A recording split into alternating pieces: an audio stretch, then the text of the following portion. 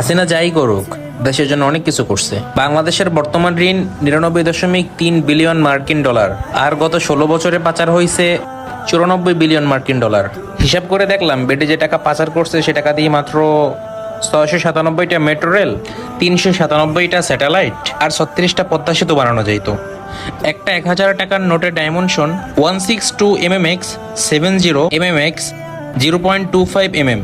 11 লক্ষ কোটি টাকা 1000 টাকার নোট দিয়ে একটার উপরে একটা রাখলে হাইট হবে 2750.5 কিলোমিটার। বাংলাদেশের সর্বোচ্চ উচ্চতার পাহাড় সাকা হ্যাফং এর উচ্চতা 1063 মিটার। এক লেয়ারে সাজালে এই টাকা জায়গা নেয় 124.76 বর্গ কিলোমিটার।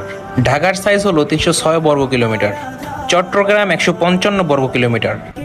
এই দুই বিভাগীয় শহর বাদে বাকি সব শহর এই টাকা দিয়ে ঢাকা যাবে।